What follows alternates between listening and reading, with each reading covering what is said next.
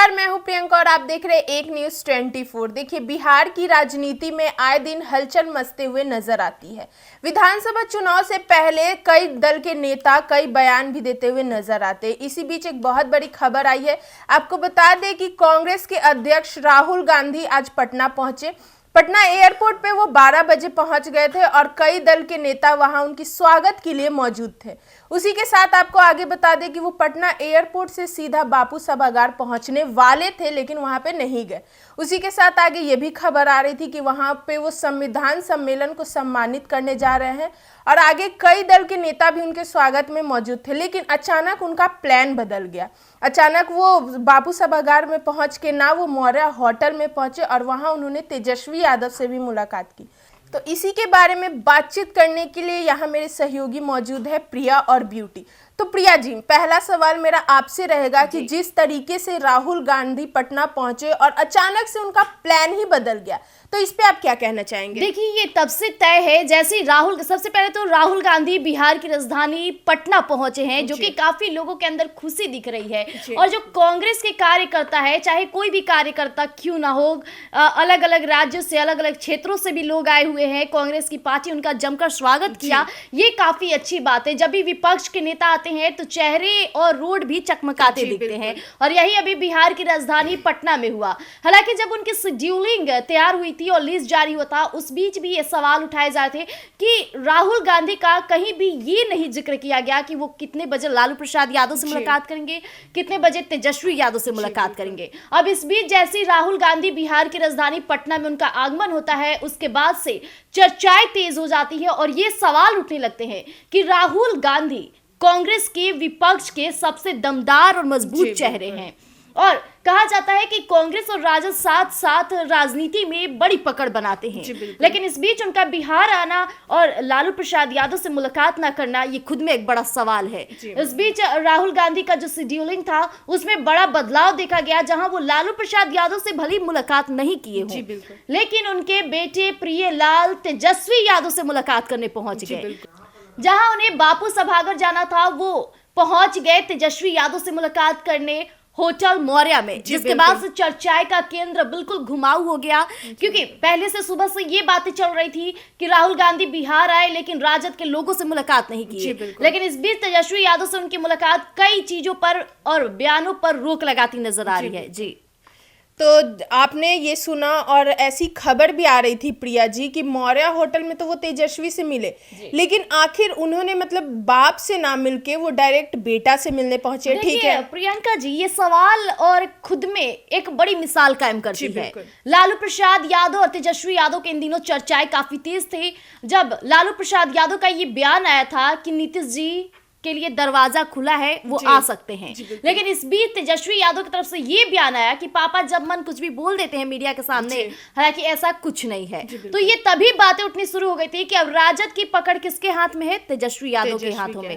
लालू प्रसाद यादव राष्ट्रीय अध्यक्ष है, इसके बावजूद भी अब तेजस्वी यादव धीरे धीरे कमान लेना शुरू कर दिए हैं, और तेजस्वी यादव से उनकी मुलाकात ये जाहिर करती है कि अब राजद की जो मेन चेहरा है वो तेजस्वी यादव है, न कि लालू प्रसाद यादव। लालू प्रसाद यादव जैसे जैसे बुजुर्ग होते जा रहे हैं, उनकी पार्टी के अंदर उनकी अहमियत भी कम होती नजर आ रही है। भले लालू प्रसाद यादव के चाहने वालों की कमी नहीं है, लेकिन जो सूत्रें बता रहे हैं, जो बयान बता रहे हैं, जो चीजें सामने आ रही है, वो यही बयान करी है कि अब तेजस्वी यादव इसकी पूरी कमान संभाले हुए हैं। जहां राहुल गांधी पहुंचे, वहां लालू प्रसाद यादव से उनकी मुलाकात होनी चाहिए थी। देख लीजिए, यहाँ भी तेजस्वी यादव आगे रहे। जी, ऐसी खबर और भी आ रही थी कि लालू परिवार में ही कुछ सही नहीं चल रहा है, क्योंकि जिस तरीके से अभी ये बयान आया कि लालू यादव ने नीतीश को लेके कुछ बयान दिया, उस पर रजा मंजूरी तेजस्वी यादव की नहीं थी। तो इससे ये साफ पता चलता है कि उनके घर में भी खटपट चल ही रही है। घर में खटपट की बातें तब से शुरू हो गई जब मकर संक्रांति के मौके पर देखा गया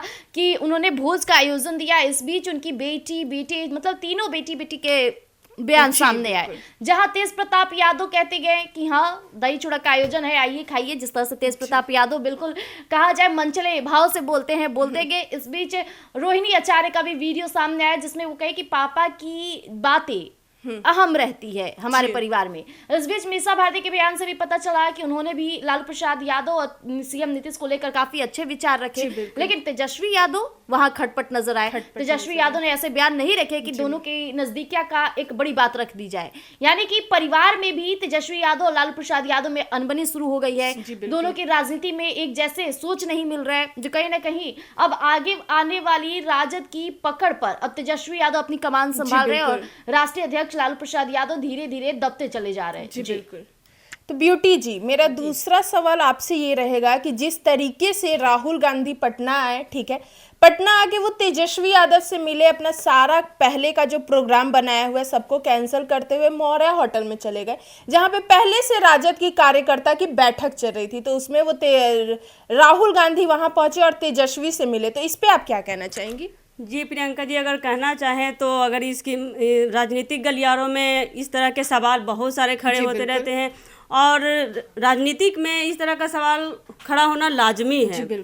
और जहां राहुल गांधी की बात करें तो राहुल गांधी का पहला कार्यक्रम था कि वो बापू सभागार जाएं। वहां संविधान सम्मेलन का जो बैठक होने वाला था, जो भी संबोधित करने वाले थे, वो ना करके वो डायरेक्ट होटल मौर्य आ गए। और वहाँ अगर लालू यादव की बात किया जाए तो लालू यादव से मिलने वाले थे, लेकिन लालू यादव से ना मिलकर वो उनके बेटे से मिले। तो कहीं ना कहीं ये बिहार के राजनीतिक में बहुत बड़ा सवाल खड़ा करता है। और प्रियंका, यहाँ गौर फरमाने वाली बात ये भी है कि जिस तरह से ये जो मीटिंग हुई है, दोनों की बातचीत हुई है, हो सकता है कि राजद कांग्रेस फिर से एक बार मजबूती के साथ बिहार विधानसभा चुनाव लड़े, क्योंकि कहीं ना कहीं कांग्रेस के सबसे दमदार चेहरे राहुल गांधी का बिहार आना और आते आते तेजस्वी यादव से मुलाकात करना, ये खुद में बड़ी बात रखती है, क्योंकि बिहार विधानसभा चुनाव है। इसे हम नकार नहीं सकते हैं कि जब भी चुनाव नजदीक रहता है तो कभी मोदी जी आते हैं चिराग से मुलाकात करने, इस बार खुद राहुल गांधी आए हैं तेजस्वी से मुलाकात करने। जी, एक सवाल यह भी खड़ा होता है कि राहुल गांधी कांग्रेस के इतने बड़े फेस हैं, ठीक है, वो बिहार में आए, उनसे कई दल के नेता मुलाकात भी करने गए और उनके स्वागत में भी एयरपोर्ट पे खड़े दिखे, लेकिन कहीं भी ये एलजेपीआर पार्टी के कोई नेता या फिर चिराग पासवान को भी आप जोड़ ले तो उनके कोई भी पार्टी के नेता मौजूद नहीं। चिराग पासवान एनडीए के हिस्सा है और मोदी जी का उन पर हाथ है। जिस तरह से चिराग पासवान मोदी जी की काफी ज्यादा मतलब आदर सम्मान इज्जत करते हैं। इस बीच एक बयान आया था अभी हाल ही में भीमराव अंबेडकर को लेकर, अमित शाह से लेकर, जो कहीं ना कहीं चिराग पासवान कांग्रेस के जो राहुल गांधी उन पर बड़ा कटाक्ष किया था और ये तक कहा था कि कभी भी राहुल गांधी या कांग्रेस पार्टी भीमराव अंबेडकर जी का सम्मान नहीं किया है और आज वो बड़ी बड़ी बातें करे। तो हो सकता है कि इस विवादों के बाद चिराग पासवान कहीं ना कहीं अभी भी कांग्रेस के जो